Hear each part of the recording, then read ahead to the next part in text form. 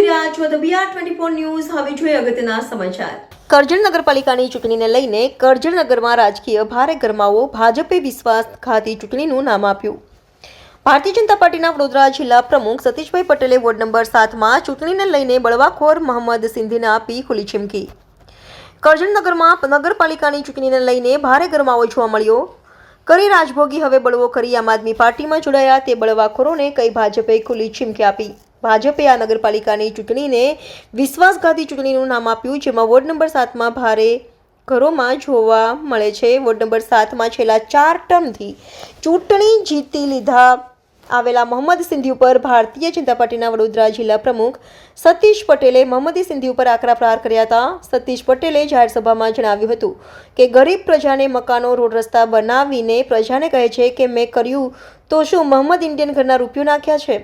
આ તો સરકારે કર્યું છે, મોહમ્મદ સિંધીએ નહીં. મોહમ્મદ સિંધી વોર્ડ નંબર 7ના ગરીબ પ્રજાને કહે છે કે મને ચૂંટણી જીતીને લાવો, નહીં તો મોહમ્મદ નગરી, વલી નગરી, ઝૂંપડપટ્ટી પર બુલડોઝર ફરશે તેવી ધમકી આપી. તેમાં જણાવ્યું મોહમ્મદ સિંધીએ ભાજપ સાથે છેડો ફાડ્યો છે તો ભારતીય જનતા પાર્ટી હવે મોહમ્મદ સિંધીના કાળા કરતૂતના ચિઠ્ઠા ખોલશે તેમજ ગેરકાયદેસર કામોની પોલ ખોલશે તેમ જણાવ્યું હતું.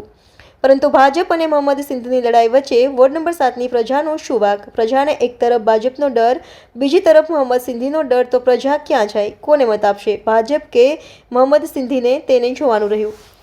ખોટા ભાડા લેવાના, ગરીબોને ચોસવાનો, અહીંયા સરકારી જમીન પર પ્લોટો પાડવાના, નગરપાલિકામાંથી રસ્તા બનાવવાના ને પ્લોટો વેચાનું કામ જે કરે છે એ પણ હવે થોડા દિવસમાં બહાર કાઢીને એની સામે હવે લાવવાના છે.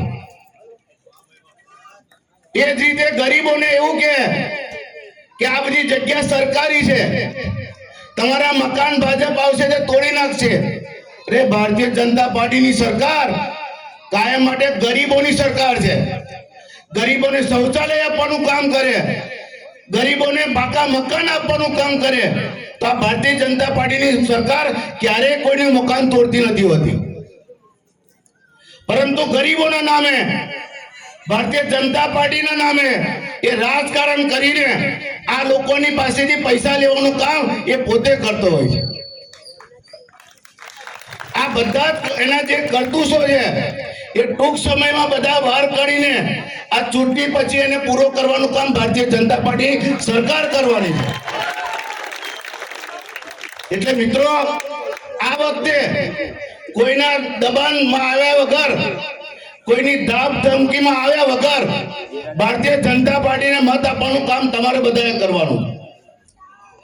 અમે પોતે આ વિસ્તારમાં એક ઘેર કાલના દિવસ પછી હું પોતે ફરવાનો છું.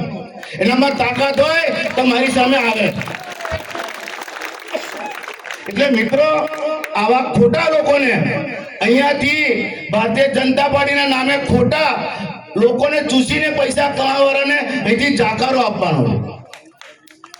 રાવણ જેવા રાવણ, એની પાસે તો કેટલું સત હતું, પણ જ્યારે પાપનો ઘડો એનો ભરાયો ત્યારે રાવણનું પણ વધ રામે કર્યું હતું. તો આ વખતે આપણે આ વિસ્તારની જનતાએ આ રાવણ રૂપે મંબરનું આપણે વધ કરવાનું છે. પરંતુ અહીંયા જે પોતાને આ વિસ્તારના આકા સમજતા હોય,